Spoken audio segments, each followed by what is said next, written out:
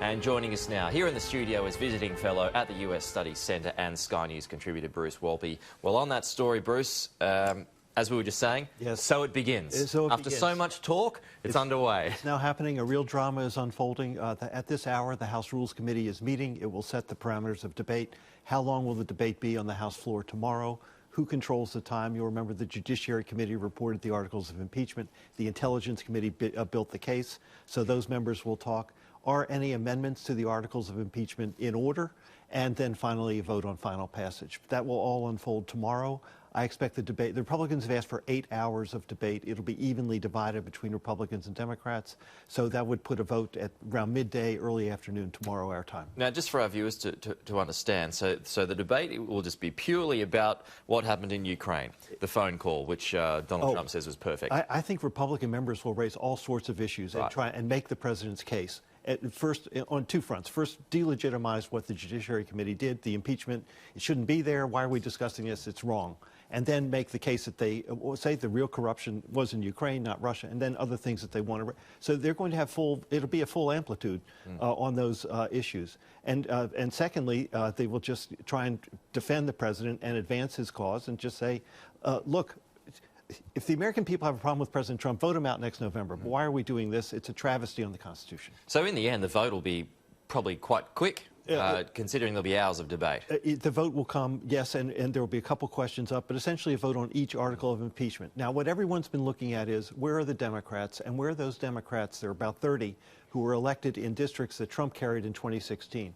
And overwhelmingly, they are breaking for impeachment. So even in seats in Utah, in Michigan, where the president carried those seats by 10 or more points, those Democrats are saying, I've looked at it, I feel it's my constitutional duty, I'm upholding my oath of office to defend the Constitution of the United States, I'm going to vote for impeachment. And one of them said in a town hall meeting in Michigan, she said, I realize this may cost me my seat next November, but I'm going to do this.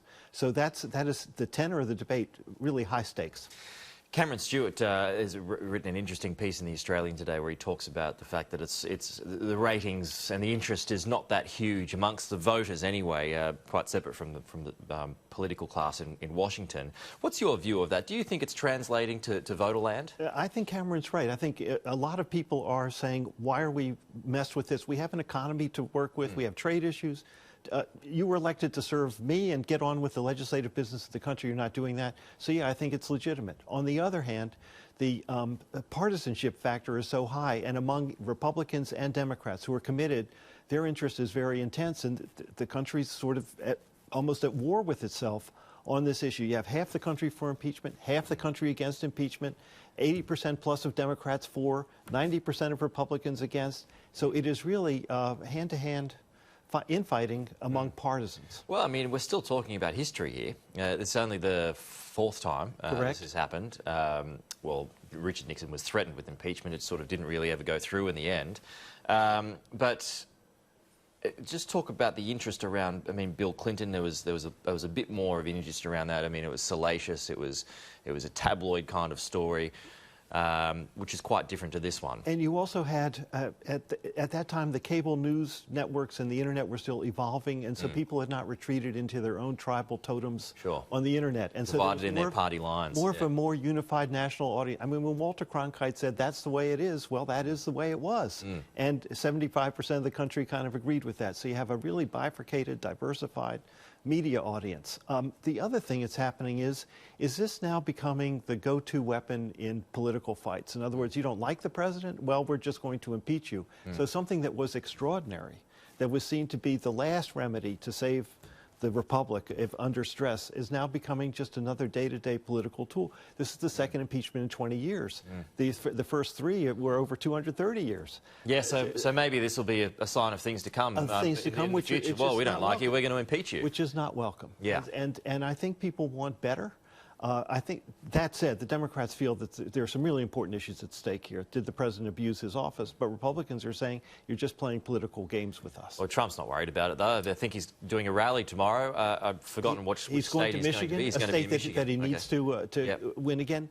Yes, he says, I'm not worried about it, I'm okay. But down deep, This is a stain on the presidency. He knows it. He's not happy he's being impeached.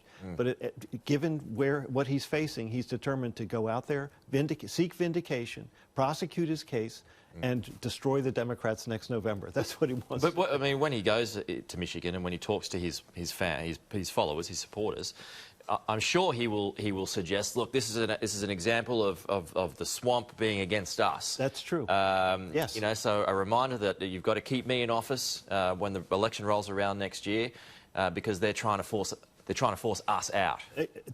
Yes, that's exactly right. Yeah. He's also saying, and I've delivered for you. Look at the economy. Look at the stock market Tom was talking about.